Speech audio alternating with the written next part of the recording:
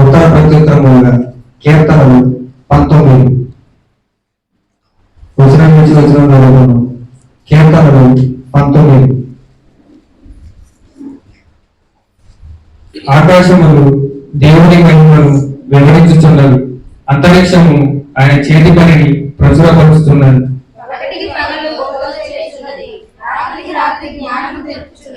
వాటికి భాష లేదు, మాటలు లేవు, వాటి స్వరము నిలబడదు.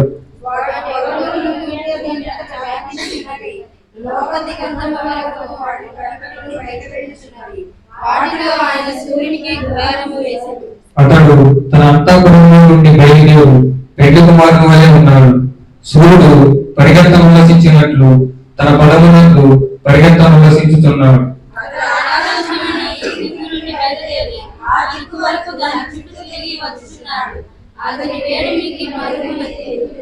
యెహోవా నియమించిన ధర్మశాస్త్రము యథార్థమైనది, అది ప్రాణమును తప్పనిల్లజేయును. యెహోవా శాస్త్రము నమ్మదగినది, అది బుద్ధిహీనులకు జ్ఞానం పుట్టించును.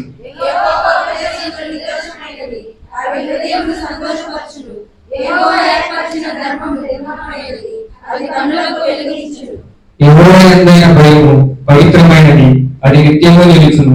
యెహోవా న్యాయవిధులు సత్యమైనవి, అవి కేవలము న్యాయమైనవి.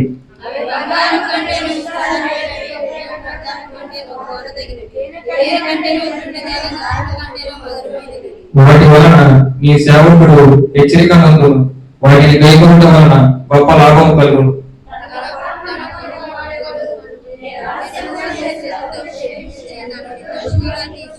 దురాభిమాన పాపములలో పడకుండా నీ సేవకుని ఆపము, వాటిని నన్ను ఎలనీయకు. అప్పుడు నేను యథార్థవంతుడనై అధిక ద్రోహము చేయకుండా నిందావంతుడనగును. చెబుతున్నాను, యెహోవా నా ఆశ్రయ దొరుకును, నా విమోచకుడు. నా నోటి మాటలను, నా హృదయ ధ్యానమును నీ దృష్టికి అంగీకారము కాక దేవుడు. కుమార శుద్ధగు స్తుతి మహిమలు కలుగుగాక. ఆదిని ఇప్పుడు ఎల్లప్పుడు నైనట్లు యుగములు నానుగాక. తండ్రి కుమార శుద్ధాత్మకును తగు స్తుతి మహిమలు కలుగుగా. దయచేసి కూర్చోనండి. ఇది మనకి ఏర్పాటు చేయబడిన లేఖన పాఠ్యభాగం చదవబడగా విధము. మొదటి లేఖన పాఠ్యభాగము. మొదటి పాఠముగా ఏబు గ్రంథము 12వ అధ్యాయము 7వ వచనం చదువుకుందాం. ఏబు గ్రంథము 12వ అధ్యాయము 7వ వచనం చదువుకుందాం. అయినను మృగములను విచారించుము, అవి నీకు బోధించును. ఆకాశ పక్షులను విచారించుము, అవి నీకు తెలియజేయును. భూమిని గూర్చి ధ్యానించిన ఎడల అది నీకు బోధించును. సముద్రంలోని చేపలను నీకు దాని వివరించును. వీటి అన్నిటిని బట్టి యోచించుకొని ఎడల యెహోవా హస్తము వీటిని కలుగజేసనని తెలుసుకొని వాడెవడు? జీవరాశులు, ప్రాణము, మనుషులందరినీ ఆత్మలను ఆయన వశముగా ఉన్నది కదా. ఆ అంగిలి ఆహారము రుచి చూచినట్లు చెవి మాటలను పరీక్షింపదా? వృద్ధుల యొద్ద జ్ఞానము ఉన్నది, దీర్ఘాయువు గల వివేచన కలుగుచున్నది అని మీరు చెప్పుదురు. ఓ దేవా, మీకు వందనములు. రెండవ లేఖన పాఠ్యభాగం.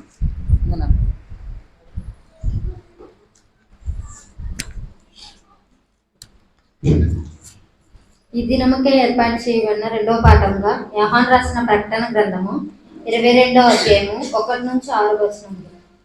యోహాను రాసిన ప్రకటన గ్రంథము 22వ అధ్యాయము 1 నుంచి 6 వచనములు. మరియు స్ఫటికము వలె మొరియునట్టి జీవజలముల నది దేవుని యొక్కయు గొర్రెపిల్ల యొక్కయు సింహాసనము నొద్ద నుండి ఆ పట్టణపు రాజవీధి మధ్యను ప్రవహించుట ఆ దూత నాకు చూపెను. ఆ నది యొక్క ఈవలను ఆవలను జీవవృక్షం ఉండను. అది నెల నెలకు ఫలించుచు 12 కాపులు కాయను. ఆ వృక్షము యొక్క ఆకులు జనములను స్వస్థపరచుటకై వినియోగించింది. ఇక మీదట శాపగ్రస్తమైన దేదియు దానిలో ఉండదు. దేవుని యొక్కయు గొర్రెపిల్ల యొక్కయు సింహాసనము దానిలో ఉండదు. ఆయన దాసులు ఆయనను సేవించుచు ఆయన ముఖదర్శనము చేయుచుందురు. ఆయన నామము వారి నొసల్లో ఎందుండును. రాత్రి ఇకెన్నడూ ఉండదు. దీపకాంతి అయినను సూర్యకాంతి అయినను వారి పక్కన లేదు. దేవుడైన ప్రభువే వారి మీద ప్రకాశించును. వారు యుగములు రాజ్యము చేయుదురు.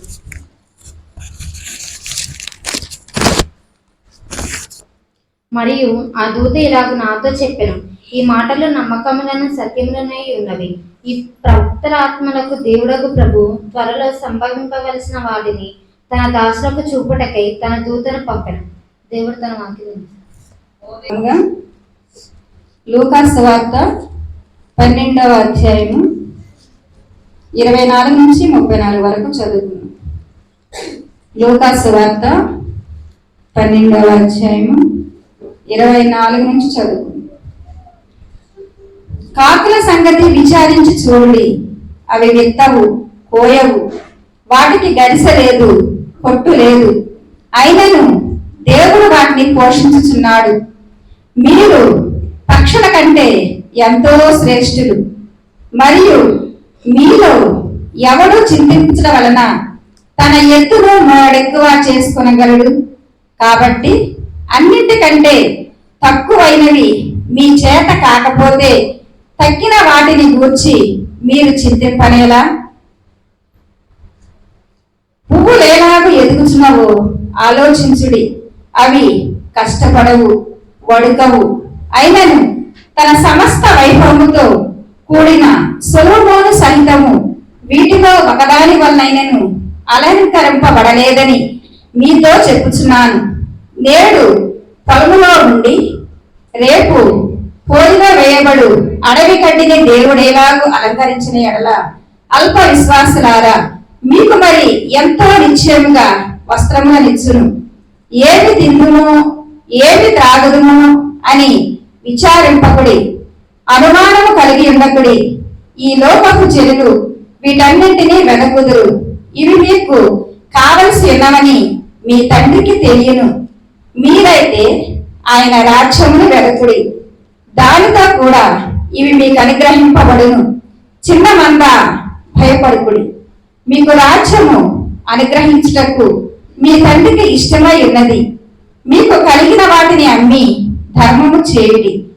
పాతగిరని సంచులను ప్రలోకమందు అక్షమైన ధనమును సంపాదించుకునుడి. అక్కడికి దొంగ రాడు, చిమ్మెట కొట్టదు. మీ ధనమెక్కడ ఉండును, అక్కడనే మీ హృదయం ఉండును. ఇంతటితో సువార్త పాఠ్యభాగం సరే.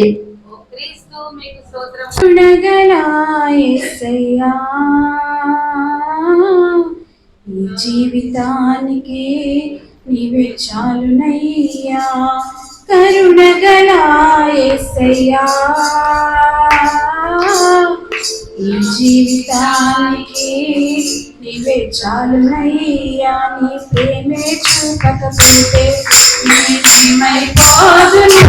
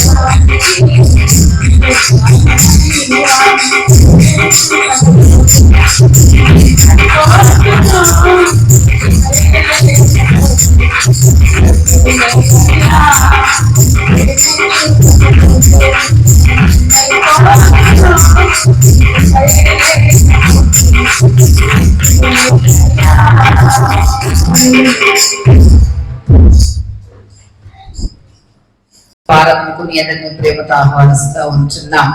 చిన్న ప్రార్థన చేసుకుని వాక్య ధ్యానంలోకి వెళ్దాం. ప్రార్థన. కృప కలిగిన యేసయ్య, దయగలిగిన మా తండ్రి, మహోన్నతుల మహాగణుడ, మహాపరిశుద్ధుడ, సర్వాధికారి, సర్వాంతర్యామి, సర్వ సృష్టికర్త, సకల ఆశీర్వాదాలకు కారణభూతుడా, మీ ఘనమైన శ్రేష్టమైన పరిశుద్ధమైన నామమునకు వందనాలు చెల్లిస్తా ఉంటున్నా. జూన్ నెల మొదటి వారం అంతా మీ రెక్కల చాట్ల భద్రపరిచి రెండో వారంలోనికి ప్రవేశపెట్టడానికి ముందుగా అయ్యా విశ్రాంతి దినాన్ని పరిశుద్ధంగా ఆచరించడానికి 6 దినములు 10 దినములు 7వ దినం విశ్రాంతి దినము అని తెలియజేసి విశ్రాంతి దినాన్ని పరిశుద్ధంగా ఆచరించవాలని ప్రభువుని వాక్యము తెలియజేసిన రీతిగా మేము మీ సన్నిధిలో చేరి ఉన్నాం. ఇప్పటి వరకు స్తుతి ద్వారా నేను మహిమపరిచాం. అయ్యా మీ ప్రాముఖ్యమైన సమయంలో మేము వచ్చి ఉన్నాం. మీ మాటలు మా వెలుగు మాటలు అయ్యా జుంటే తేనె దారుల కంటే మధురమైన నీ మాటలను ప్రభు మేము ధ్యానించబోతా ఉంటున్నాం. భక్తుడు మాట్లాడుతూ ఉంటున్నాడు, ఈ వాక్యము నా పాదములకు దీపము, నా త్రోవలకు వెలుగై ఉండాలి. ఆ వెలుగులో మేము నడవడానికి, ఆ వెలుగులో ప్రభు ఆ వెలుగు ద్వారా నడవడానికి, అయా వెలుగు ధరించుకోవడానికి నీ వాక్యాన్ని మేము ధ్యానించబోతా ఉంటుండగా ఆత్మదేవుడా మీరు మాతో ఉండండి, మాతో మాట్లాడండి. అయా మమ్మల్ని సరిచేయండి. అయా మా జీవితానికి ఉపయోగపడేటువంటి అయా నీ మధురమైనటువంటి వాక్కును మాకు వినిపించి ఆత్మీయ జీవితంలో ముందుకు కొనసాగే కృప మా అందరికీ దయచేయమని.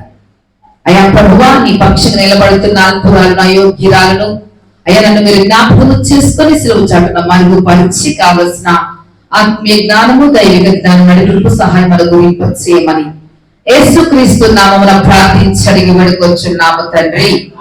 కొంచెం గట్టిగా, ఇంకొంచెం గట్టిగా. ఎస్ ప్రభు నందు ప్రియమైన వారలారా మీ అందరికీ మరి ఒకసారి వందనాలు తెలియజేస్తూ ఆరాధనకి ప్రేమతో ఆహ్వానిస్తా ఉంటున్నాం. కొంచెం వాతావరణం చల్లబడ్డదిగా, చక్కగా అందరూ కనిపిస్తా ఉన్నారు. ఇవేమొస్తాము దేవుని మందిరంలోనికి ఎండాకాలంలో కూర్చోలేము, ఆ రేకుల కింద ఆ వేడికి ఉండలేము అని అనుకొని కొంచెం చల్లబడిన తర్వాత, కొంచెం పడదా బాగా చల్లబడదా? బాగానే చల్లబడది.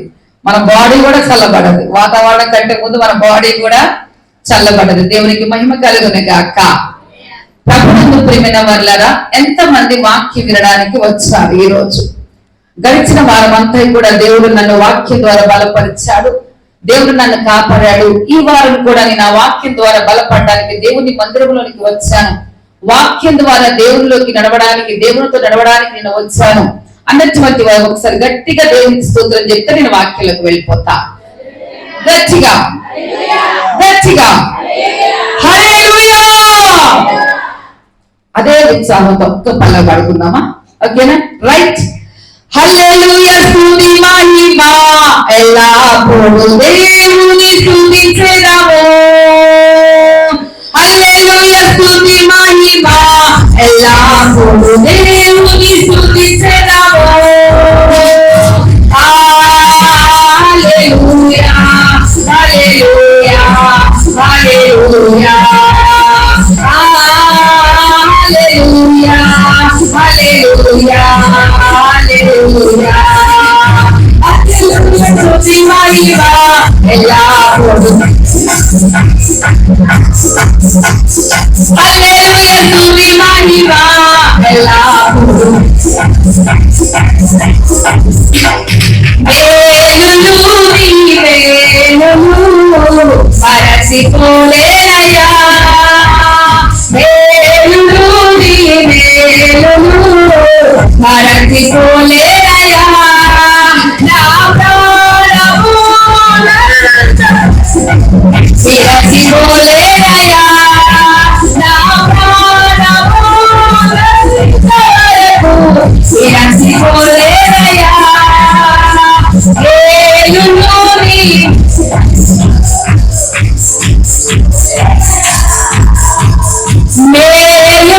మేలులు నీ మేలులు మరచిపోలేనయ్యా. హల్లెలూయా, హల్లెలూయా. ప్రభునందు ప్రియమైన వారలారా, మరొకసారి మీ అందరికీ వందనాలు తెలియజేస్తూ జూన్ నెల 2వ ఆదివారం పాలనకు మీ అందరినీ ప్రేమతో ఆహ్వానిస్తూ నేను వాక్య ధ్యానంలోనికి వెళ్తా ఉంటున్నా. చర్చ్ ఆఫ్ సౌత్ ఇండియా దక్షిణీయ సంఘం వారు మనకి ఇచ్చినటువంటి అంశాన్ని మనం ధ్యానించబోతా ఉంటున్నాం. పెంతెకోస్తు తర్వాత 3వ ఆదివారము, పర్యావరణ ఆదివారము, ప్రకృతిలో దేవుని స్వరము వినుట, సృష్టి ఉవాచ. ఉవాచ ఎంతమందికి నేను ఇచ్చిన స్లిప్లు మీ దగ్గర ఉన్నాయి చెప్పండి. ఉన్నాయా స్లిప్స్? వాక్యాలు మన డైలీ టాపిక్స్ ఉన్నాయి కదా, అందులో అదే ఉందా? అదే అంశం ఉందిగా? ఎస్. యాక్చువల్గా జూన్ నెల 5వ తారీఖు పర్యావరణ దినోత్సవం. ఆ రోజు ముందుగానే వెనకగానే వారం ఇవ్వాల్సి ఉండే అంశం, కానీ పిల్లలందరూ కూడా స్కూల్కి వెళ్తారు, స్కూల్కి ప్రారంభిస్తారని పోయిన ఆదివారం విద్యార్థుల ఆదివారాన్ని మనం జ్ఞాపకం చేసుకొని ధ్యానం చేసుకున్న వాక్యాన్ని ఈ వారం పర్యావరణ ఆదివారాన్ని జ్ఞాపకం చేసుకొని మనకు వాక్యాంశాన్ని ఇచ్చారు. మనకి ఇచ్చినటువంటి అంశం ఏమిటి అంటే, పెంతెకోస్తు తర్వాత 3వ ఆదివారము, పర్యావరణ ఆదివారము, ప్రకృతిలో దేవుని స్వరము వినుడని సృష్టి ఉవాచ. ప్రకృతిలో దేవుని స్వరం వినుడి అని సృష్టి ఉవాచ. ఉవాచ అంటే పలుకుట లేదా చెప్పుట, పలుకుట లేదా చెప్పుట. ఒకసారి ఈ వచనముతో దాన్ని కలుపుదాం ఒకసారి. ప్రకృతిలో దేవుని స్వరం వినుడని సృష్టి చెప్పెను, సృష్టి పలికెను. ఓకే, అర్థమైందా? అర్థమైందా? ఎందుకు ఈ పర్యావరణాన్ని మనము జ్ఞాపకం చేసుకుంటాము అంటే, ఇప్పుడు ఋతుపవనాలు వచ్చి వాతావరణం అంతా కూడా చల్లబడి వ్యవసాయదారుడు ఏం చేస్తాడు అంటే వ్యవసాయం కొరకు సిద్ధపడుతూ ఉంటాడు. ఈ వ్యవసాయదారుడు వ్యవసాయానికి సిద్ధపడడానికి ఏది సిద్ధపడమని తెలియచేస్తుంది అంటే ప్రకృతి తెలియచేస్తా ఉంది. ఈ ప్రకృతి తెలియచేయడానికి ఎవరి సహకారం, ఎవరు తెలియచేశారు అంటే దేవుడు సృజించిన రీతిగా ప్రకృతి దాని పని అది క్రమముగా చేసుకుంటుంది. ఓకేనా? అర్థమైందా? ఒకసారి దేవుని స్తోత్రం చెప్తారా? హల్లెలూయా. దేవుడు సృజించినటువంటి ప్రకృతి సృష్టి ఏం చేస్తుంది అంటే దేవుడు ఎలాగైతే చేయమన్నాడో అలాగే చేస్తుంది. ఇక్కడ ఉన్న ట్విస్ట్ ఏంటయ్యా అంటే ప్రకృతి దేవుని మాట వింటుంది కానీ మానవుడిని దేవుడు సృజించినప్పటికీ మానవుడు దేవుని మాట వినట్లేదు. అందుకనే దేవుడు అన్నాడు ఆయన రూపంలో ఆయన స్వరూపంలో కలగ చేసుకొని 3వ అధ్యాయం వచ్చేసరికి మొదటి 2 అధ్యాయంలో అంతా మంచిది అనుకున్న దేవుడు 3వ అధ్యాయంకి వచ్చేసరికి మనుషుల చెడుతనము చూసి ఎందుకు చేశానురా బాబు ఇలా అనుకొని సంతాపడ్డాడంట. ఎందుకయ్యా అంటే 3వ అధ్యాయానికి వచ్చేసరికి దేవుడు సృజించిన మానవుడు ఏం చేశాడంటే ఆయన చెప్పిన పని చెయ్యాల. అందుకు కొంచెం దేవుడు సంతాపడి దుఃఖపడ్డాడు. అయితే ప్రభునందు ప్రియమైన వారలారా, దేవుడు సృజించినటువంటి సృష్టి దేవుని మాట విని ఇప్పుడు ఈ రోజు మనకి ఏం తెలియజేస్తుంది అంటే ప్రకృతిలో దేవుని స్వరం వినండయ్యా అని సృష్టి చెబుతా ఉంది. దేవునికి మహిమ కలుగునుగాక. మమ్మల్ని దేవుడు సృజించాడు, మమ్మల్ని దేవుడు కలగ చేశాడు. మేము దేవుని మాట విని మా పనులు మేము చేసుకుంటున్నాం. సమయానుకూలముగా కాలానుకూలముగా మేము దేవుడు చెప్పిన రీతిగా పనులు చేస్తున్నాం. మీరు కూడా కలగ చేసిన సృష్టిలో దేవుని స్వరం వినండి అయ్యా అంటున్నారు. ఇంకొంచెం మీకు అర్థం అవ్వడానికి నేను జ్ఞాపకం చేస్తాను. ఒక యాత్రికుడు యాత్ర చేస్తూ చేస్తూ కొంచెం అలసిపోయి ఒక పెద్ద వృక్షం కింద రెస్ట్ తీసుకుంటున్నాడు, అంటే విశ్రాంతి తీసుకుంటున్నాడు. ఆ విశ్రాంతి తీసుకునే ముందు కూర్చున్న తర్వాత కొంత సమయానికి కొంత టైం అయిన తర్వాత ఆ యాత్రికుడు ఏం చేస్తున్నాడు అంటే ఆ చెట్టు ఆ వృక్షము ఆ చెట్టు యొక్క ఆకులు రాలిపోతా ఉన్నాయి, సౌండ్ చేస్తా ఉంటున్నాయి. ఆ సౌండ్ చేసేటప్పుడు ఆ యాత్రికుడు ఏం చేస్తున్నాడు అంటే తను ఒక మంచి విశ్వాసి కాబట్టి ఆ చెట్లలో నుంచి ఆ చెట్లు దేవుని మహిమపరచడాన్ని వింటూ ఉన్నాడట. ఎవరిని మహిమపరుస్తున్నాయి చెట్లు అంటే హల్లెలూయా హల్లెలూయా అంటున్నాయంట. దేవునికి స్తోత్రం. మీకు అర్థమైందా? దాని అర్థం ఏమిటి అంటే ప్రభునందు ప్రియమైన వారలారా, దేవుడు సృజించినటువంటి ఆ సృష్టిలో ఆ వృక్షము ద్వారా ఈ యాత్రికుడు ఏమింటున్నాడంటే ఆ చెట్టు నన్ను సృజించినందుకు నీకు స్తోత్రమయ్యా అని దేవుణ్ణి స్తుతించడం వింటున్నాడు ఈ యాత్రికుడు. మనము కూడా ఏం చేయాలి అంటే దేవుడు సృజించిన మనము ఈ సృష్టి అంతటిలో నుండి కూడా మనం ఏమి గ్రహించాలి అంటే సృష్టి దేవుని మహిమపరుస్తుంది, మనము కూడా దేవుని మహిమపరచాలని గ్రహించాలి. దేవునికి మహిమ కలుగును గాక. ప్రభునందు ప్రియమైన వారలారా, మంచి పాటలు పాడుతూ దేవుని నామని స్తుతించాం. నేను ఆ పాటలు పాడుతుంటే అందరూ వచ్చేసారు. ఈ వారం చాలా త్వరగా వచ్చేసారు. కొన్ని పాటలు కుదించేసి కొంచెం వాక్యం పెంచితే బాగా అనిపించింది. మరలా ఏమనిపించింది అంటే పాడేవారు అయ్యో నేను ముందే వచ్చాను నాకు అవకాశం ఇవ్వలేదే అనుకుంటారని మళ్ళీ కొంచెం బాధ అనిపించింది. ప్రభునందు ప్రేమిన వాళ్ళని గమనించండి. ఎందుకు ఈ విషయాన్ని మీకు తెలియజేస్తున్నాను అంటే బైబిల్ గ్రంథం ప్రకారము దేవుణ్ణి స్తుతించడం ఇంపార్టెంటే, ఆరాధనలో భాగమే, ప్రార్థన చేయటం ఆరాధనలో భాగమే. కానీ వీటన్నిటికంటే ముఖ్యమైనది వాక్యము. దేవునికి మహిమ కలుగును గాక. ఈ వాక్యము ద్వారా మనకి ఏం కలుగుతుంది అంటే మన జీవితాలు మార్చబడతాయి. దేవునికి స్తోత్రం. ఏం మార్చబడతాయి? మన జీవితాలు మార్చబడతాయి. అందుకనే భక్తుడు అంటాడు, దావీదు భక్తుడు 119వ కీర్తనలో అంటాడు, నీ వాక్యము నా పాదములకు దీపమయ్యా నా త్రోవలకు వెలుగయ్యా అంటున్నాడు. దేవునికి మహిమ కలుగును గాక. ప్రభునందు ప్రేమిన వలన ఆ వాక్యానికి మనం ఇంపార్టెన్స్ ఇవ్వాలి. ఆ వాక్యాన్ని మనం వినాలి. ఆ వాక్యం కొరకు వేగిరపడాలి. ఆ వాక్యం కొరకు మనం ఆసక్తి కలిగి ఉండాలి. ఆ వాక్యం కొరకు దేవుని సన్నిధిలోనికి మనం రావాలి. అందుకని కోరాహు కుమారుడు 84వ కీర్తనలో అంటారు, అయ్యా జీవము గల దేవుని దర్శించుటకు నా ప్రాణము సొమ్మసిల్లుచున్నది. హల్లెలూయా. దేవుని దర్శించడానికి, దేవుని కొరకు దేవుణ్ణి కనపరచడానికి, దేవుణ్ణి స్తుతించడానికి, దేవుని మాటలు వినడానికి మనం వేగిరపడాలి. ఈ యాత్రలో, ఈ విశ్వాస యాత్రలో నిన్ను నడిపించేది ఏదైనా ఉందయ్యా అంటే, చీకటిలో నుంచి వెలుగులోనికి నడిపించేది ఏదయ్యా ఉంది అంటే అది దేవుని వాక్యం మాత్రమే. దేవునికి స్తోత్రం. హల్లెలూయా. ప్రభునందు ప్రియమైన వాళ్ళగా నేను వాక్యంలోనికి వెళ్తా ఉంటున్నా.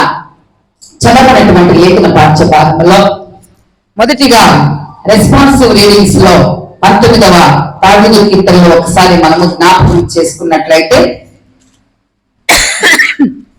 ఇక్కడ ప్రకృతి సృష్టి ఏమని తెలియజేస్తుంది అంటే, మీరు దేవుని స్వరం వినండి. దేవుడు సృష్టి అంతటిని కలగ చేశాడు. ఆ సృష్టిలో మీరు దేవుని స్వరం వినండి అని మనకు తెలియజేస్తా ఉంది. ఈ 19వ కీర్తన దావీదు కీర్తన రాసేటప్పుడు దావీదు యొక్క పరిస్థితి ఏమిటి అంటే, దావీదు గొర్రెలు కాచుకొని ఎక్కడ తిరిగేవాడయ్యా అంటే అరణ్యాలలో, చెట్ల పొదలలో, కొండల్లో, లోయలలో అతను తిరిగేవాడు. తిరిగేటువంటి ఆ దావీదు దేవుణ్ణి జ్ఞాపకం చేసుకొని దేవుని సృష్టి అంతటిని కూడా పరీక్షిస్తూ, గొర్రెలు కాచేవారు పగలు వేయని తేడా ఉండదు వాళ్ళకి, ఏ టైం అయినా కూడా గొర్రెలు కాచుకుంటూ ఉంటారు. కొన్ని సందర్భాల్లో మనం మధ్యరాత్రిలో చూస్తే వారు చేలల్లో, కొండలలో కూడా వెళ్లి వాటిని మేపుతూ వస్తూ ఉంటారు. అయితే దావీదు కూడా అలాంటి సందర్భాల్లో ఉండి ఉండవచ్చు. అలాంటి దావీదు ఏమని మాట్లాడుతున్నాడు అయ్యా అంటే, ఆ సృష్టి అంతటిని చూసి, రాత్రికాల సమయంలో కనిపించేటువంటి ఆ సృష్టి అంతటిని కూడా పరీక్షించి ఆయన తెలియజేసిన మాట ఏమిటంటే, ఆ దావీదు దేవుడు కలుగ చేసిన సృష్టిలో దేవుని స్వరం విని, ఎవరి స్వరం అమ్మా? దేవుని స్వరం విని మాట్లాడుతున్న మాట ఏమిటంటే, ఒక్కసారి చదువుకుందాం. మొదటి వచనం చదవండి. ఆకాశములు దేవుని మహిమను వివరించుచున్నవి, అంతరిక్షము ఆయన చేతి పనిని ప్రచురము చేయుచున్నది, పగటికి పగలు బోధ చేయుచున్నది, రాత్రికి రాత్రి జ్ఞానము తెలుపుచున్నది. అమ్మ జాగ్రత్తగా మీరు నా వైపు చూడండి, మీరు అందరూ కూడా. ఇది చాలా విలువైన సమయం, అందుకనే మొదటిగానే వివరించాను. మన జీవితాల్లో ప్రాముఖ్యమైనది ఏదయ్యా అంటే వాక్యం.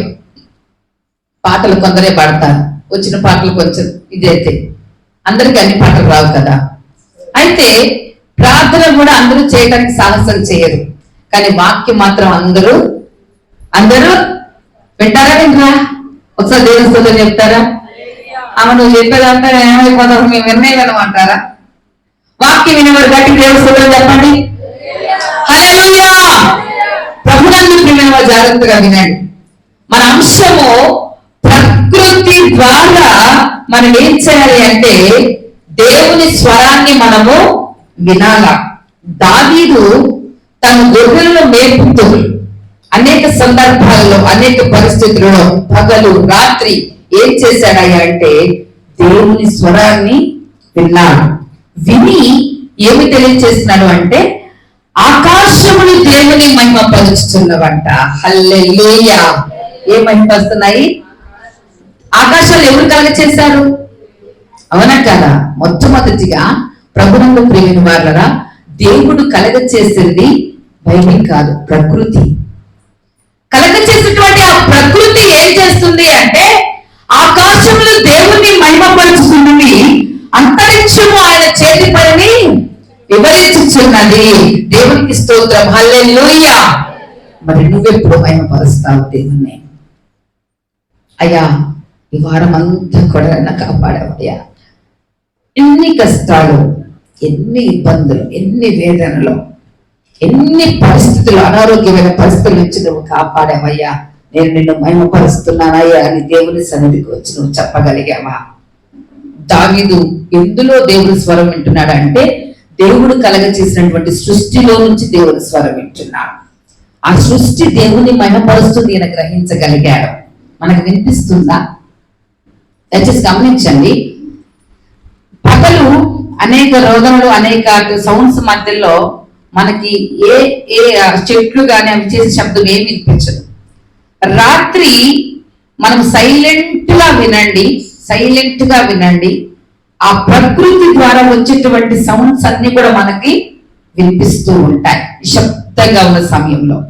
ప్రభునందు ప్రేమిన వల్లగా దావీదు యొక్క అనుభవంలో ఆయన తెలియజేసినటువంటి మాట ఏమిటి అంటే, ఆకాశము దేవుని మహిమను పరుస్తున్నాయి, అంతరిక్షము ఆయన చేతి పని ప్రచురపరుచున్నది, పగటికి పగలు బోధ చేర్చినది, రాత్రికి రాత్రి జ్ఞానము. దీని అర్థం ఏమిటి అంటే, దేవుడు కలగ చేసినటువంటి ప్రకృతిలో, సృష్టిలో పగలేముంటదమ్మా? పగలేముంటది?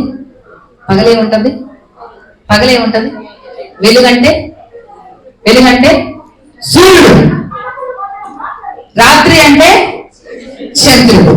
ఇప్పుడు ఇవేం చేస్తున్నాయి అంటే, పగటికి పగలు బోధ చేస్తున్నది, రాత్రికి రాత్రి జ్ఞానము తెలియపుచ్చున్నదని తెలియజేస్తా ఉంటున్నాడు. హల్లెలూయా.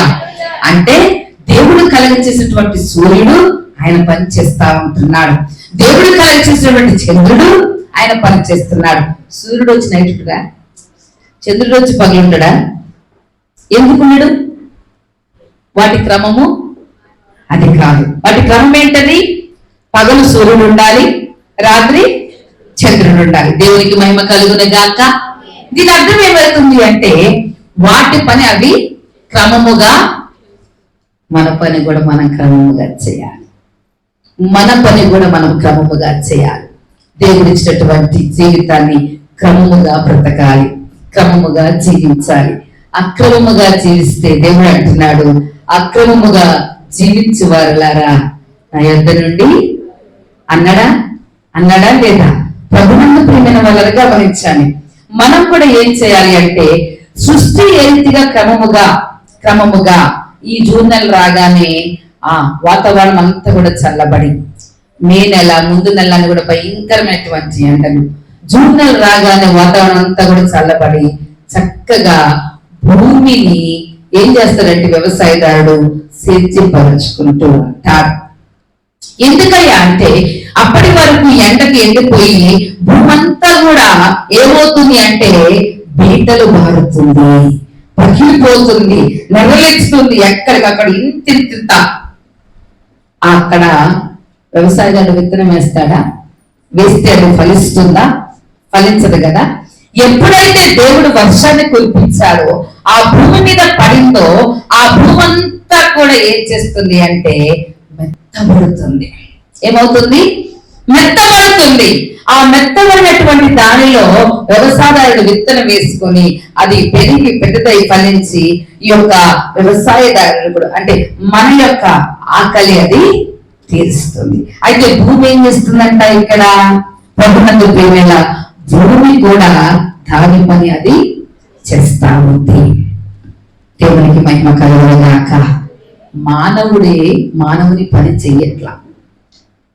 ఈరోజు ప్రభునందు ప్రియమైన వాళ్ళరా, మనుషులు ఎలా తయారయ్యారంటే, దయచేసి గమనించండి, జ్ఞాపకం చేస్తాను. మానవుడు ఎలా తయారయ్యాడు అంటే, ఎవరు కూడా దేవుని మాట వినట్లేదు. ఈ ఫోన్లు వచ్చిన తర్వాత ఏం జరుగుతుంది అంటే, ఎవ్వరు కూడా దేవుని మాట వినకుండా ఫోన్లల్లా బిజీ అయిపోయారు. ప్రభునందు ప్రియమైన వాళ్ళరా, నేను ఇప్పుడు అది చదివా. ఏం జరుగుతుంది అంటే, మనుషులతో మాట్లాడడం మానేశారు. అవునా? దగ్గర నుంచి లెగ్గానే ఫోన్ పట్టుకొని ఆమె పిలిచే తినపడదు, నాన్న పిలిచే తినపడదు. అసలు మనుషులతో మాట్లాడడం మానేశారు, చెప్పింది వినడం మానేశారు, విన్నదాన్ని గుర్తుంచుకోవడం మానేశారు, తెలియనిది అడగడం కూడా, అమ్మా నాకు ఇది తెలియదు అనడం కూడా మానేశారు, తెలిసింది చెప్పడం మానేశారు, చుట్టూ ఏం జరుగుతుందో చూడడం మానేశారు. ఎందుకయ్యా అంటే మొబైల్ ఫోన్ కి బానిసలుగా మారిపోయారు. ఇది కూడా విగ్రహారాధనే. ప్రభునందు ప్రియమైన వల్ల ఇంత ముందు పిల్లలు కొంచెం చెప్తే మాట వినేవారు. ఇప్పుడు ఫోన్ చూడటంలో బిజీ అయిపోయి ఆ చెప్పిన మాట వినక అసలు మనం పిలిచింది కూడా వాళ్ళకి వినపట్లేదు. ఎప్పటికో తేరుకొని పిలిచావా, ఈ లోపల పనంతా అయిపోయింది. గ్లాస్ తీసుకురమ్మంటే ఆ గ్లాస్ ఎక్కడుంది? గ్లాస్ ఎక్కడుందో తెలియదు వాళ్ళకి. అంత భయంకరంగా అయిపోయారు మనుషుల మధ్యలో. మాటలకు కూడా బంద్ అయిపోయాయి. ప్రభువును ప్రేమ వలన అందుకని సృష్టి ఏం తెలియజేస్తుంది అంటే, అయ్యో నువ్వు మొత్తం లేచిన దగ్గర నుంచి సెల్ ఫోన్ మాట వింటున్నావు, నిన్ను సృజించిన దేవుని మాట విను. నేను అదే పని చేస్తున్నాను. ప్రకృతి వర్షాలు ఇవ్వకుండా ఆగిపోతే మానవుడు బ్రతకగలడా? పగటి పూట సూర్యుని వెలిగిపోతే మానవుడు బ్రతకగలడా? రాత్రి కూడా ఎండ వస్తే మానవుడు బ్రతకగలడా? అందుకని బైబిల్ వాక్యం తెలియజేస్తుందంటే, పగటికి పగలు ఏం చేస్తుందంట? పగటికి పగలు బోధ చేయించున్నది, రాత్రికి రాత్రి జ్ఞానము తెలుపుచున్నది. వాటికి భాష లేదు, మాటలు రావు, వాటి స్వరము. ప్రభునందు ప్రియమైన వాళ్ళు గమనించాలి. ఈ లేఖన పాఠ్య భాగంలో మనం జ్ఞాపకం చేసుకున్నట్లయితే, దావీదు యొక్క అనుభవంలో దావీదు ఏం చేస్తున్నాడు అంటే, సృష్టి ద్వారా దేవుని స్వరము వింటున్నాడు. ఈనాడు మానవుడు దేవుని స్వరం వినకుండా సృష్టి ద్వారా ఏం చేస్తున్నాడంటే, మొత్తం చెట్లన్నీ కూడా నరికి పారవేస్తుంటున్నాడు. ఆ చెట్లు లేకపోతే మనకు గాలి లేనే లేదు. ప్రభునందు ప్రియమైన వాళ్ళ ఇంతకుముందు వాక్యంలో ఒకసారి ఒక సండే రోజు చెప్పా, అంజూరపు చెట్టు కింద ఇశ్రాయేలు ప్రజలు గర్భిణీ స్త్రీలు గర్భవతులు అందరూ కూడా వెళ్ళి ఆ చెట్టు కింద కూర్చొని సరా తీరేవారంట. ఎవరైనా గుర్తుందని చెప్పిన మాట వాక్యంలో. అంజూరపు చెట్టు కింద, అంజూరపు చెట్టు ఆకులు చక్కగా పెద్దగా ఉండేవంట. ఆ చెట్టు కింద సర తీరేవారు. వాళ్ళకి మంచి ఆరోగ్యం చలవ చేస్తుంది ఆ చెట్టు కింద ఉండేవారు. ఈ రోజు చెట్ల కింద ఉన్నట్లు ఎక్కడ ఉంటున్నారు? ఏసీ. దేని కింద ఉంటున్నారు? ఏసీల కింద ఉన్నారు. ఏసీ లేకపోతే మనకి అస్సలు రాలేకపోతున్నారు. ఉండి బయట ఉండలేకపోతున్నారు. ఏసీలో ఉండి ఉండలేం. అవునా కదా? ప్రభునందు ప్రేమైన వాళ్ళు చెట్లన్నీ నరికేసుకొని, చెట్ల ద్వారా వచ్చినటువంటి గాలిలో వద్దు అనుకొని, చల్లదనాన్ని వద్దు అనుకొని, కరెంటు ద్వారా వచ్చేటువంటి ఏసీని మనము వాడుకుంటూ ఉంటున్నాం. ప్రభునందు ప్రేమైన వాళ్ళ ఎందుకు ఈ విషయాన్ని మీకు తెలియజేస్తున్నాను అంటే, ప్రకృతి దేవుణ్ణి స్తుతిస్తూ మహిమపరుస్తుంటున్నప్పుడు దేవుడు కలగచేసిన మానవుడు దేవుని మహిమపరుస్తున్నాడా లేదా, దేవుని ఘనపరుస్తున్నాడా లేదా, దేవుని స్తుతిస్తున్నాడా లేదా అనే విషయాన్ని దావీదు భక్తుడు మనతో సూటిగా స్పష్టంగా మాట్లాడుతూ ఉంటున్నారు. అన్ని కూడా దేవుడు కలగచేసిన అంతరిక్షము కూడా దాని పని అది చేసుకుంటూ ఉంది. సూర్యుడు పని చేస్తున్నాడు, చంద్రుడు పని చేస్తున్నాడు. ఆకాశంలో దేవుని మహిమను అందుకనే పాట. ఇంతకు ముందు అమ్మమ్మ ఆ పాట బాగా పాడగా విన్నాను. అందుకనే ఆ పాట నాకు వాయిస్ రావట్లేదు, వస్తుందని చెప్పి కొంచెం ఆ పాట పాడమని మైక్ ఇచ్చి అంతే.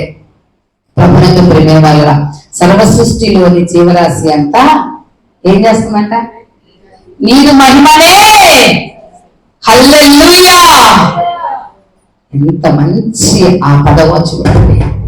ప్రభునందు ప్రేమ వల్ల రెండవ లేఖన పాఠ్యభాగానికి వెళ్దాం. మొదటి లేఖన పాఠ్యభాగానికి ఉత్తర పద్ధతులను జ్ఞాపకం చేసుకున్నాం. ఉత్తర పద్ధతుల ద్వారా దావీదు తెలియజేస్తున్నాడు, ప్రకృతి దేవుని మహిమపరుస్తుంది, నువ్వు నేను కూడా దేవుని మహిమపరచాలనే విషయాన్ని తెలియజేస్తుంటున్నాడు. యోగు గ్రంథం 12వ అధ్యాయంలో 7వ వచనం చదవండి అమ్మా. 12వ అధ్యాయం 7వ వచనం. లేదా అయినను మృగములను విచారింపును, అవి నీకు బోధించుచున్నవి. ఆకాశ పక్షులను విచారించును, అవి నీకు తెలియచేయును. భూమిని గురించి ధ్యానించిన ఎడల అది నీకు బోధించును. సముద్రంలోని చేపలు నీకు దాన్ని వివరించును. దేవునికి మహిమ కలుగును గాక. ప్రభునందు ప్రియమైన వాళ్ళగా ఇక్కడ యోబు తన అనుభవాన్ని తెలియచేస్తున్నారు. ఏంటి అనుభవం అంటే, తన చుట్టూ తన బంధువులు ఉన్నారు, తన రక్త సంబంధికులు ఉన్నారు, తన యొక్క స్నేహితులు ఉన్నారు. వారందరినీ పక్కన పెట్టి ఎక్కడి నుంచి నేర్చుకోమంటున్నాడు? ఎక్కడి నుంచి అంట? మురగములు అంట. మురగములు అంటే ఏంటమ్మా? జంతువుల నుంచి ఏం నేర్చుకోవాలంట? జంతువులను విచారించండి. జంతువుల యొక్క పని ఏమిటి అంటే, జంతువులు చాలా నమ్మకంగా ఉంటాయా ఉండవా? మనకు ఒక ఉదాహరణ జ్ఞాపకం చేసుకుందాం. కుక్కకి ఏమంటాం మనం? ఎంత విశ్వాసము అంటామా అనమా? కుక్క తన విశ్వాసాన్ని ఎలా కాపాడుకుంటుంది? తన యజమాని ఎక్కడికి వెళ్ళినా కూడా, ఎట్టి పరిస్థితుల్లో ఉన్నా కూడా, తనకు పెట్టినటువంటి ఒక ముద్ద ద్వారా, చిన్న ఆహారం ద్వారా తను ఎంత భద్రత ఇస్తుందో తన యజమానునికి. ఒకసారి దేవునికి చెప్తామా? స్తోత్రం, హల్లెలూయా. అందుకని యోబు భక్తుడు అంటున్నాడు, ప్రభునందు ప్రియమైన వాళ్ళగా, యోబు తన జీవితంలో మనం జ్ఞాపకం చేసుకున్నట్లయితే, తన పరిస్థితులు ఒకసారి జ్ఞాపకం చేసుకున్నట్లయితే, ఊరు దేశంలో అరేబియా ఎడారిలో ఆ సరిహద్దుల్లో ఉండవచ్చని మనం జ్ఞాపకం చేసుకోవాలి. ఆ పరిస్థితుల్లో యోబుకి ఎక్కువ ఏముంది అంటే పశు సంపద ఎక్కువ ఉంది. ఏముందమ్మా? ఒకసారి మొదటి అధ్యాయంలోకి వెళ్తే మనకు తెలుస్తుంది. ఎన్నున్నాయో ఒకసారి చదవండి. ఒకసారి యోబు మొదటి అధ్యాయం అమ్మ చదవండి. 3వ వచనం చదవండి అమ్మా. అతనికి 7,000 గొర్రెలు, 3,000 మంటలు, 500 జత ఎడ్లు, 500 ఆడగాడులు. దేవునికి స్తోత్రం, హల్లెలూయా. మనకు 1-2 ఉండవే కష్టం, వాటితో పనిచేయటమే కష్టం. ఈ యోగుకి ఎంత ఉందట? 7,000 గొర్రెలు, 3,000 వంటలు, 500 జత ఎడ్లు, 500 ఆడుగాడులు అంట. అంటే ఈయనకి ఏముందయ్యా అంటే పశు సంపద చాలా ఎక్కువగా ఉంది. ప్రకృతి జంతువుల ఆ యొక్క పరిస్థితి మీద యోగుకి ఏముంది అంటే అపారమైన జ్ఞానం ఉంది. దేవునికి స్తోత్రం, హల్లెలూయా. దేని మీదంట? ప్రకృతి మీద, పశు సంపద మీద, జంతువుల మీద యోగుకి ఏముంది అంటే అపారమైన జ్ఞానం ఉంది. అవి ఏవి ఎలా చేస్తున్నాయి, ఎలా ఉంటున్నాయి, ఎలా జీవిస్తున్నాయి, ఎలా విశ్వాసం కలిగి ఉన్నాయి, అవన్నీ చూసినటువంటి యోగు మాట్లాడుతున్న మాట ఏంటంటే, మీరు మృగములను చూసి నేర్చుకోండి అని తెలియజేస్తా ఉంటున్నారు. ప్రభునందు ప్రియమైన వారు తెలియజేస్తూ ఆయన మాట్లాడుతున్న మాట, ఆకాశ పక్షులు నీవు ఏం చేయాలంట? విచారించము, అవి నీకు తెలియజేస్తాయి. ఆకాశ పక్షుల పని ఏంటమ్మా? చేతమ్మా, ఆకాశ పక్షులు రేపు ఈరోజు దాచుకుంటాయా? రేపు ఆహారాన్ని ఏ రోజుకి ఆ రోజే సంపాదించుకుంటాయి. దేవునికి స్తోత్రం, హల్లెలూయా. అందుకని వాటిని చూసి మీరు విచారించండి. అవి కష్టపడవు, అవి ఉడకవు, విచారించవు. నాకు రేపేమవుతుందా అని విచారించవు. ఎందుకయ్యా అంటే నన్ను సృజించిన వాడు నాకు ఆహారాన్ని ఇస్తాడు, ఆహారాన్ని కలగచేస్తాడు, ఆహారం నాకు ఆకలి తీరుస్తాడు. సర్వ జీవుల కళ్ళన్నీ కూడా ఆయన వైపు చూస్తున్నాయి. ఈ పక్షులు ఇవన్నీ కూడా, జంతువులు ఇవన్నీ ఏం చేస్తున్నాయంటే లేచిన దగ్గర నుంచి కూడా దేవుని మీద ఆధారపడి దేవుని వైపు చూస్తున్నాయి. వాటి ఆకలి, వాటి అవసరత అన్ని కూడా ఎవరు తీరుస్తారయ్యా అంటే దేవుడు తీరుస్తారని. మనం ఏం చేస్తాం? లేచిన దగ్గర నుంచి అమ్మ ఏం తెచ్చింది, అయ్యమ్మ ఏం పెట్టింది, ఆ అమ్మ ఏం మాట చెప్తుంది, ఈ అమ్మ మాట ఏం చెప్తుంది.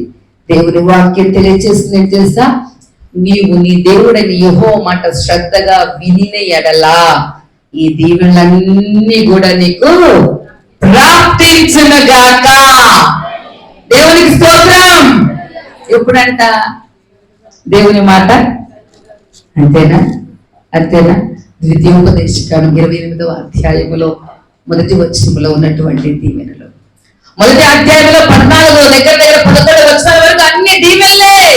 నువ్వు వింటే నీకు ఆశీర్వాదం. నువ్వు లోపలికి వచ్చినప్పుడు దీవించబడతావు, వెలుపులోకి వచ్చినప్పుడు దీవించబడతావు. నీ పశువులు, నీ యొక్క దుగ్గిటెద్దులు మొత్తము కూడా అన్ని సమస్తము కూడా దీవించబడతాయి. ఎప్పుడయ్యా అంటే ఆయన మాట నువ్వు శ్రద్ధగా. హల్లెలూయా. మన బిడ్డలే మన మాట వినకపోతే ఏమన్నా అడిగితే ఇస్తాం? మనం ఇస్తామా? ఏం చేసేవయ్యా నువ్వు, నా మాట విన్నావా అంటావా లేదా?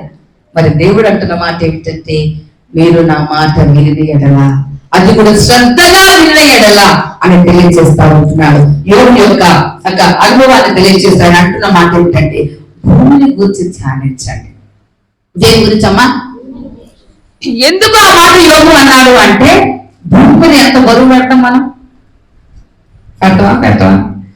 భూమిని లేచిన దగ్గర నుంచి దాన్ని పడుతూనే ఉంటాం, దాని మీద నడుస్తూనే ఉంటాం, బరువులు భారం పెడుతూనే ఉంటాం, మొయ్యలేనటువంటి.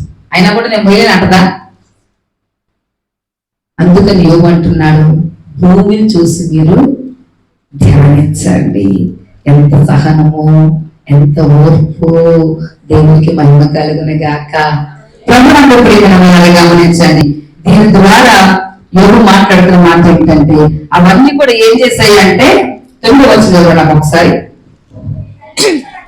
వీటి అన్నిటినీ బట్టి యోచించుకుని యెహోవా హస్తము వీటిని కలుగచేసనని తెలిసి కొనలేనివాడు ఎవడు?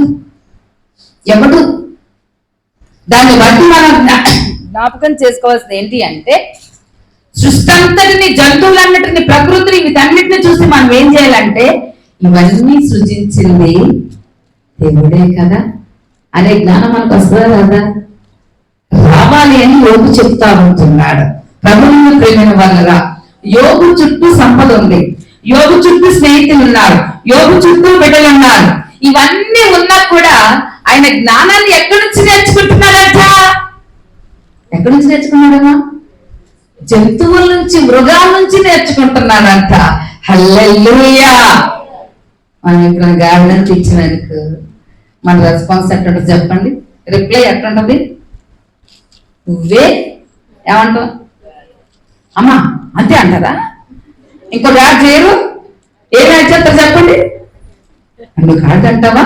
నువ్వే అమ్మా అని అంటూ ఉంటాం, తింటూ ఉంటాం. ప్రభునందు ప్రియమైన వాళ్ళగా. కానీ యోగు అంటున్నాడు వాటి నుంచి మీరు జ్ఞానాన్ని సంపాదించుకోండి. అవి ఎలా ఉంటున్నాయో, ఎలా నేర్చుకుంటున్నాయో, అవి ఎలా దేవుడు నన్ను కలగ చేశాడు అని వాటి మాట వింటున్నాయో అంటున్నాడు. చదవడమ్మా నెక్స్ట్ వచ్చిన జీవరాశుల ప్రాణం మనుషులందరి ఆత్మను ఆయన వశములున్నది కదా. అమ్మ చదవండి.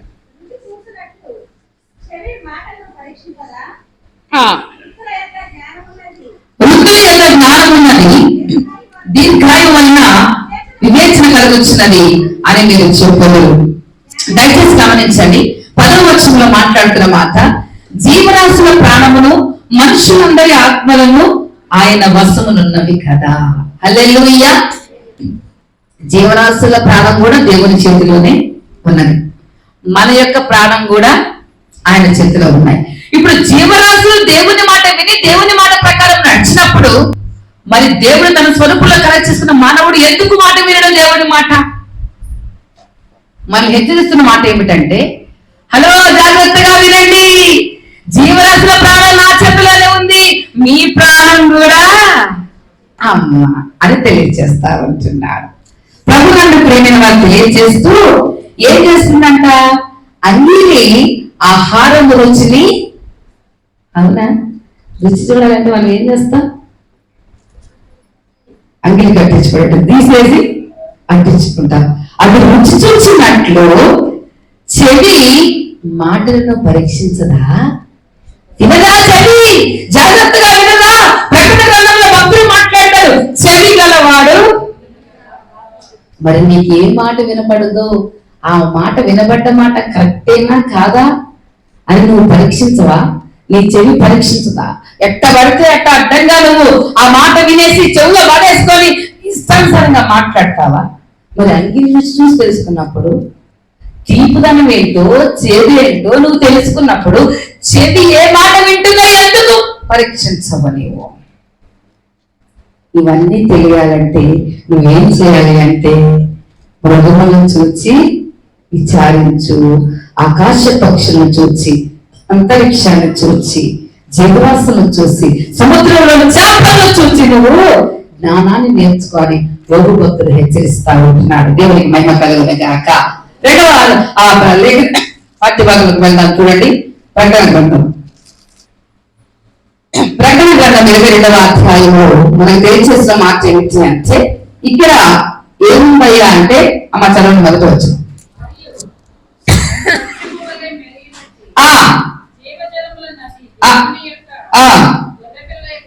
గొర్రె పిల్ల యొక్క సింహాసనం యొక్క నుండి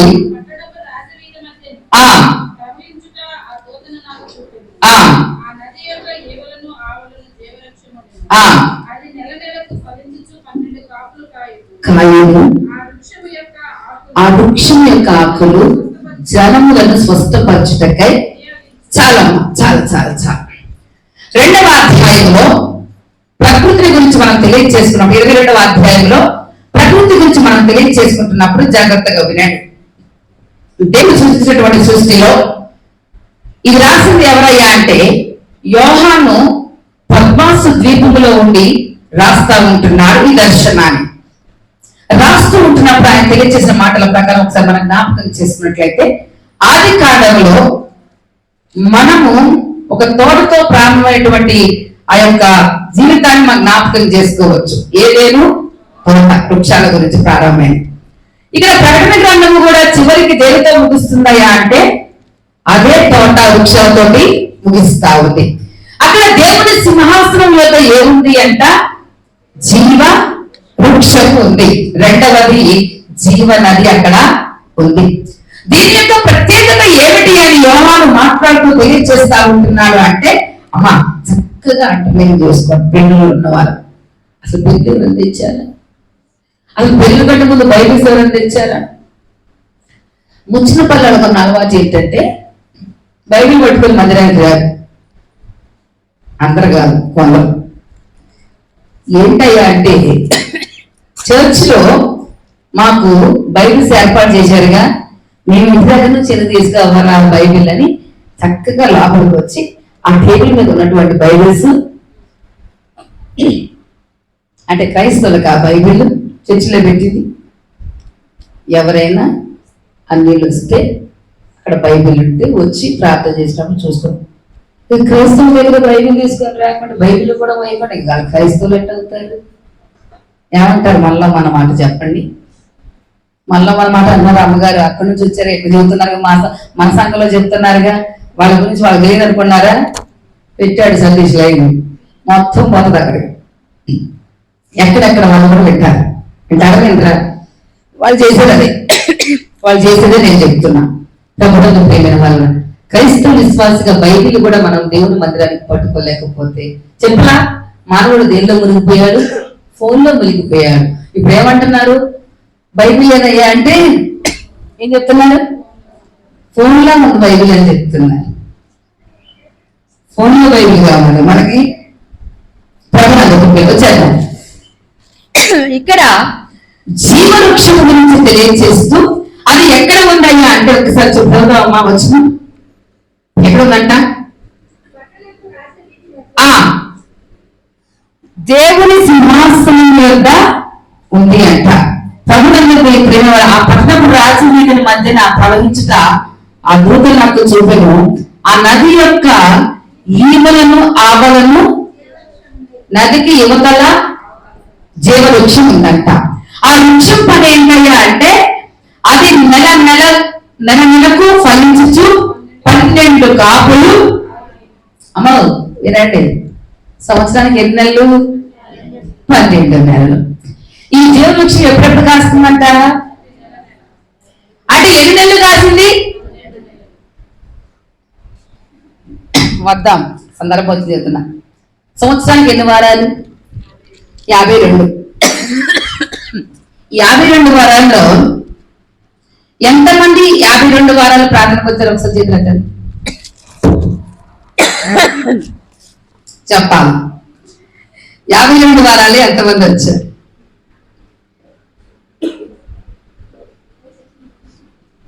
ఓకే అమ్మా, నేను ఏదో మిమ్మల్ని అంటానికి కాదు, సందర్భం వచ్చిందా. జీవవృక్షం ఎప్పుడెప్పుడు కాపు కాస్తుంది? నెలలా కాస్తుంది. సంవత్సరానికి ఎన్ని నెలలు అంటే 12 నెలలు కూడా దాని పని అది కాపుని కాస్తూనే ఉంది. కాయటం కాదు. అక్కడ పర్టికులర్ గా రాయబడిన మాట ఏమిటంటే, జనములు మనుషులు వారిని స్వస్థపరచుటకై ఆ ఆకును ఉపయోగించేవారంట. దేవునికి స్తోత్రం చెప్తారా? ఇప్పుడు మనకి దేని ద్వారా స్వస్థత వస్తుంది? ఈ రోజుల్లో ఉంది ఆ స్వస్థత. చెట్లు ఆకు ద్వారా వచ్చే స్వస్థత ఏమిటి? ఇంగ్లీష్ మందులు 5,000 వాడతారు. 8,000 రూపాయలలో ఉన్నాయి మందులు. హాస్పిటల్కి వెళ్తే ఎంత అవుతాయి? 2-3 వేలు లేని హాస్పిటల్ నుంచి బయటకు వచ్చే అవకాశం ఎవరైనా 100 రూపాయలు వస్తారా బయటికి? అసలు ఉందా అవకాశం? దయచేసి గమనించండి. దేవుడు స్వస్థత ఎక్కడిచ్చాడు అంటే జీవవృక్షము చెట్టులో ఉన్నటువంటి ఆకుల ద్వారా. ఇంకా మీకు అర్థమయ్యేలా చెప్పనమ్మా నేను. హిజ్కియా ప్రవక్త ఎంతమంది తెలుసు? హిజ్కియా ప్రవక్తకి జబ్బు వచ్చింది, వ్యాధి వచ్చింది. ఎంతమంది తెలుసు? రాచపుండు అనేటువంటి వ్యాధి వచ్చింది. యెషయా ప్రవక్త ఆయన దగ్గరకు వచ్చాడు, మాట్లాడాడు, చెప్పాడు, అయ్యా హిజ్కియా, నీవు మరణమవుతున్నావు కాబట్టి నువ్వు లేచి నీ ఇంటిని చక్కబెట్టుకో అన్నాడు. దానికి అర్థమైంది ఏంటంటే ఆయన ఇల్లు సర్దుకోవాలా, తన జీవితాన్ని సర్దుకున్నాడు. సర్దుకునయ్యా గోడ తట్టు వెళ్ళి కన్నీటితో ప్రార్థన చేసి, నేను ఎలా ప్రార్థన చేశానో ఎలా బ్రతికానో నీకు మొత్తం కూడా తెలిసే కదయ్యా, నాకు ఈ రోగం పెట్టావు, నా స్థితి నీకు తెలుసు, నీ చిత్తం అన్నాడు. అన్నాడా లేదా? దేవుడు అన్నాడు, నువ్వు కన్నీళ్లు విడిచుట నేను. అమ్మా, మనుషులు మన కన్నీరు చూడకపోవచ్చు, పైన ఉన్నవాడు మన దేవుడు కన్నీరు చూస్తాడు. అన్నా కన్నీరు చూశాడా లేదా? చూశాడా లేదా? ఇక్కడ హిజ్కియా యొక్క కన్నీరు కూడా చూశాడు. చూసినటువంటి దేవుడు మాట్లాడుతున్న మాట ఏమిటంటే, ఆ అధ్యాయంలో చివరికి వచ్చేసరికి మాట్లాడుతున్న మాట, ఆ యొక్క స్వస్థత ఎలా వచ్చింది అంటే, అక్కడ చెట్ల యొక్క ముద్ద, ఆకుల యొక్క ముద్ద తీసి ఆ యొక్క రాచపుండు ఆ దాని మీద ఏం చేస్తున్నాడంటే పుట్టుతా ఉంటున్నాడు. వెంటనే హిజ్కియా ఏమైంది అంటే స్వస్థత వచ్చింది. దేవుడు ఏం చేశాడు అంటే 15 సంవత్సరాల ఆయుష్ని దేవుని స్తోత్రం చెప్తారు ఒకసారి. హల్లెలూయా, హల్లెలూయా. ప్రభువునందు ప్రియమైన వారలారా, దేవుడు ఇచ్చినటువంటి 15 సంవత్సరాల ఆయుష్ ఆయన పొందుకోవాలి అంటే ఆయన ఉన్నటువంటి ఆరోగ్యము స్వస్థపరచబడాలా వద్దా? స్వస్థపరచబడిందా లేదా? ఒకసారి దేవుని స్తోత్రం చెప్పండి. అయితే ఇక్కడ మాట్లాడుతున్న మాట ఏమిటంటే, ఈ జీవవృక్షం యొక్క ఆ ప్రభువునందు ప్రియమైన వారు అది కాయలు కాస్తుంది, ఫలిస్తుంది, దాని ఆకులు కూడా ఉపయోగపడుతుంది. ఇందులో ఉపయోగపడదంటూ ఏమీ కూడా లేదు. మన విశ్వాస జీవితంలో కూడా నీవు అన్ని సమయాల్లో అన్ని పరిస్థితుల్లో కూడా దేవునికి ఉపయోగకరంగా మార్చబడుతుందిగాక. హల్లెలూయా.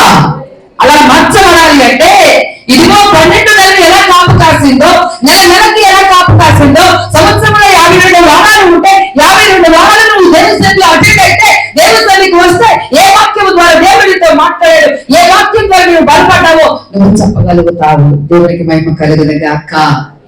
అంతేనా? స్కూల్కి వెళ్తాము, ఒక రోజు ఒక వారం అనుకోండి, ఆ సబ్జెక్ట్ లో వారం రోజులు మిస్ అవుతామా? అవి మళ్ళీ మాకు చెప్తారా? కూర్చోబెట్టి చెప్తారా? ఏమంటారు తెలుసా? మీ ఫ్రెండ్ ఎవరైనా ఉంటే తీసుకొని అక్కడ నోట్స్ తీసుకొని నీకు ప్రత్యేక క్లాసులు పెట్టడం తెలిసి పెడతారా? ప్రభువునందు ప్రియమైన వాళ్ళరా, మనం దానికి బిడ్డలకు ఎన్నో చెప్తాం, జాగ్రత్తగా రాసుకో, మంచి చదువులు నోట్స్ తీసుకో, అన్ని లెసన్ రాసుకో అని చెప్తా ఉంటాం. ప్రభువునందు ప్రియమైన వాళ్ళరా, ఆత్మీయ తల్లిగా తెలియజేస్తా ఉంటున్నాను, నీవు దేవుడు నిన్ను సృజించాడనే మాట మర్చిపోవద్దు. నువ్వు ఆ రీతిగా ఉండడానికి, నీకు ఆ స్వరూపం రావడానికి, ఆ యొక్క అన్ని కళ్ళు చక్కగా ఉండటానికి, ముక్కు చక్కగా ఉండటానికి, చేతులు చక్కగా చేతులు కాళ్ళు లేదా లోకంలో లేదా? లేదా అమ్మా? ఉన్నారా లేదా?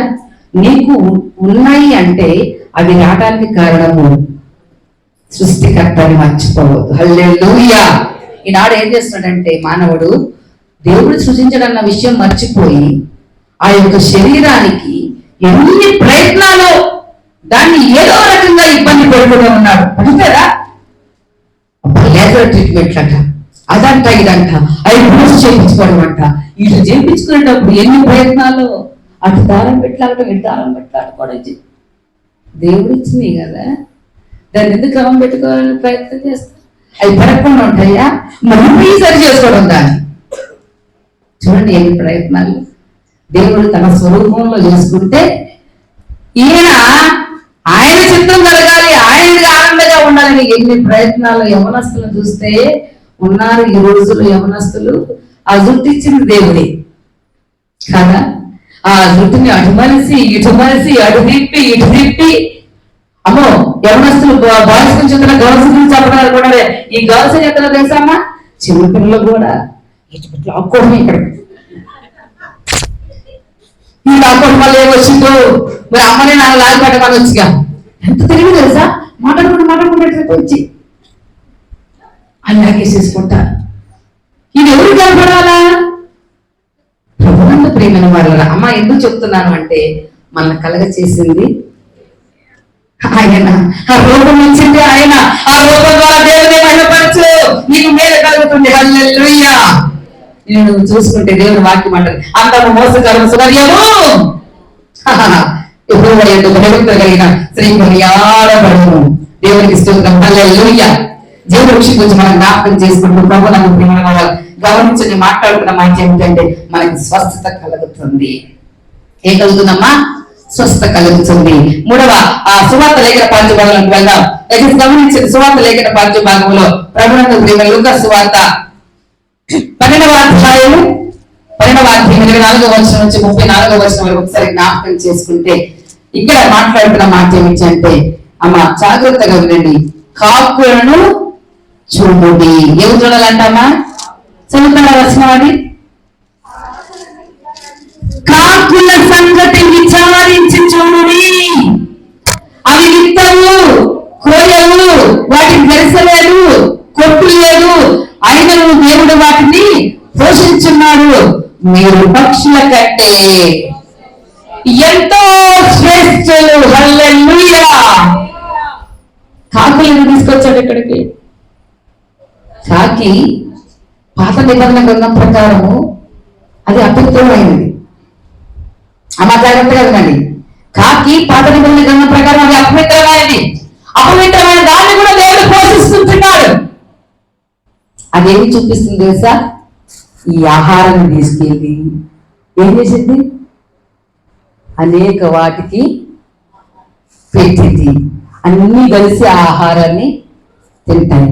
దానిలో కాకిని చూసి మనం నేర్చుకోవాల్సింది ఏంటంటే ఐక్యత. హల్లెలూయా. ఏం నేర్చుకోవాలమ్మా? ఐక్యత.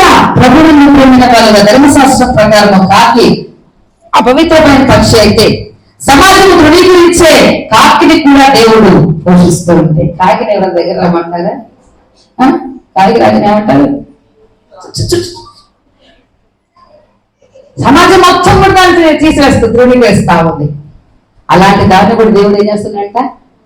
పోషిస్తా ఉంటాడు. ఆ పోషించే క్రమంలో ఏం జరుగుతుంది అంటే అవి విత్తము కోయము, వాటికి దాచుకోవడానికి గరిస కొట్టు కూడా లేదు. అలాంటి దాన్నే పోషిస్తూ ఉంటే నీకు ఆయుష్ ఇచ్చి ఆరోగ్యాన్ని ఇచ్చి నిన్ను పోషించి రక్షించి కాపాడుతున్న దేవుడు. దేవుడు అంటున్న మాట ఆ కాకి కంటే నువ్వు ఎంతో శ్రేష్ఠుడాలి. హల్లెలూయా. అందుకనే ఓ తండ్రి తన కుమారుడు చేపనడిగితే చేపను కాక మరి పామునిచ్చునా? ఓ తండ్రి తన కుమారుడు చేపనడిగితే చేపను కాక మరి పామునిచ్చునా? పరలోకపు తండ్రి వాటి కంటే చేసుకునే కదా. పరలోకపు తండ్రి వాటి కంటే చేసుకునే కదా. నీ ప్రేమ కొలువలేనిది, నీ కృపావంతముగానిది. నీ ప్రేమ కొలువలేనిది, నీ కృపావంతముగానిది.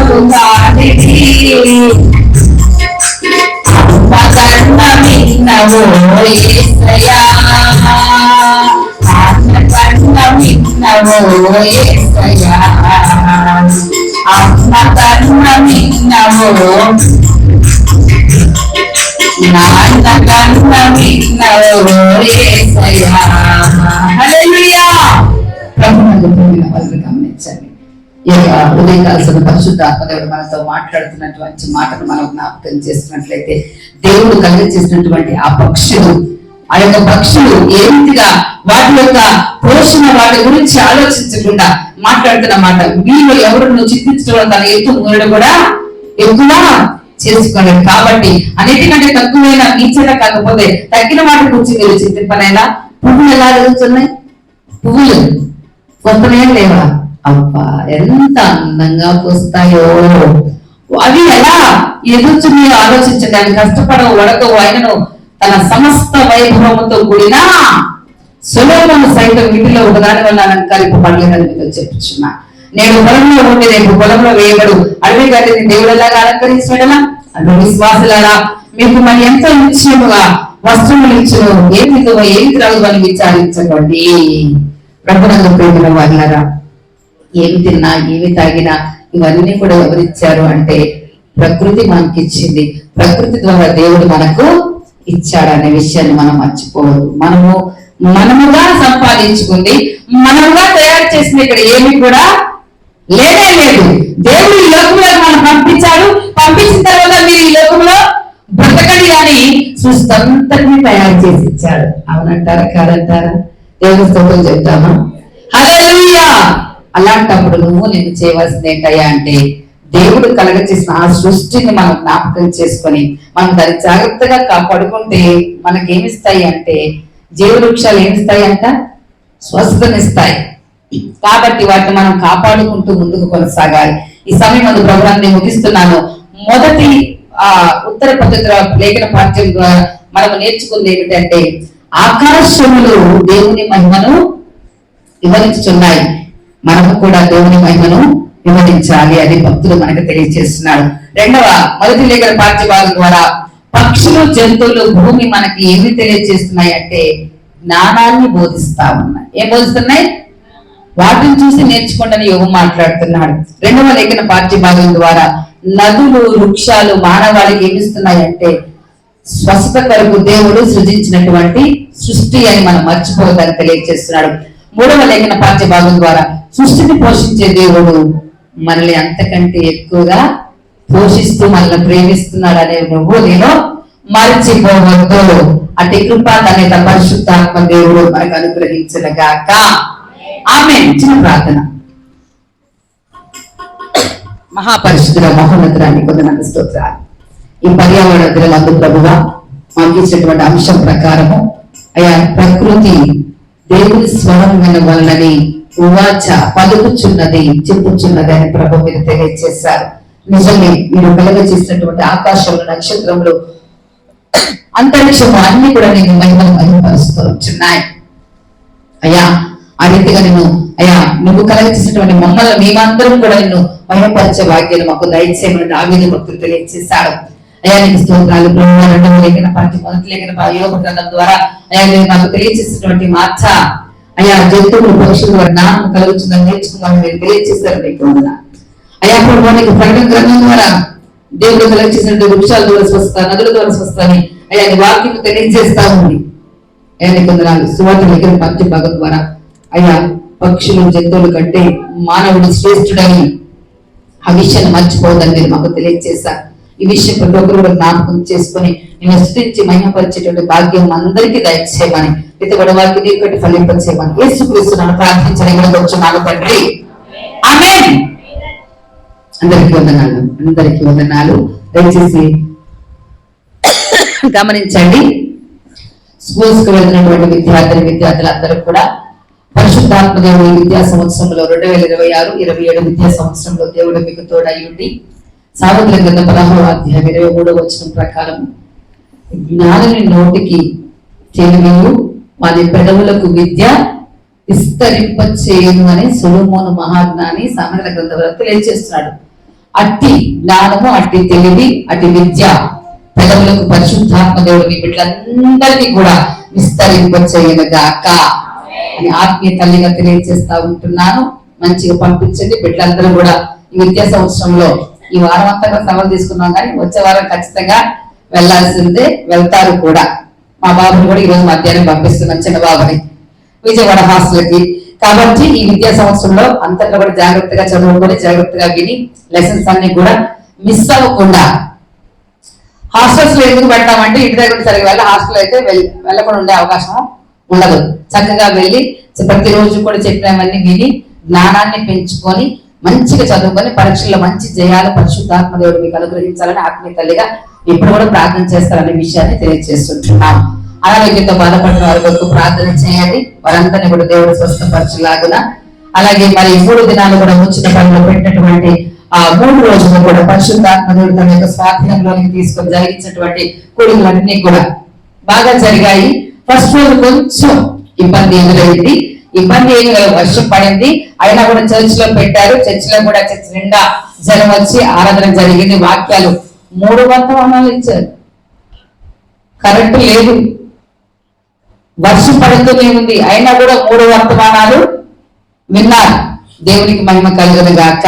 వాక్య ఆటంకం ఎక్కడా కూడా కలగలేదనే విషయాన్ని తెలియజేస్తాను. 2 రోజు 3 రోజు కూడా బాగా జరిగింది. ఆత్మీయ తల్లిగా మీకు కూడా నేను ఆహ్వానాన్ని తెలియజేశాను, మీరు రాలేదు. ఎందుకు రాలేదన్న విషయం మీకే వదిలేస్తాను, నేను మళ్ళీ దాన్ని ప్రశ్నించాలని నేను అనుకోవట్లేదు. అయితే ఇన్విటేషన్ మాత్రం ఇవ్వాల్సిన బాధ్యత నాకైతే ఉంది. ఆత్మీయ తల్లిగా ఉందా లేదా? ఉంది. కాబట్టి ఇంకొకసారి ఎప్పుడైనా పెట్టినప్పుడు వస్తారు అనేటువంటి ఆశ కూడా ఉంది అనే విషయం కూడా మీకు తెలియజేస్తాను. మీ మీద ఏమాత్రం కోపం కూడా అలాగే లేదు. కాకపోతే సంఘానికి చెప్పాల్సిన బాధ్యత నాకుంది, నేను చెప్పాను. ప్రభుత్వం 3 రోజులు మంచిగా జరిగాయి.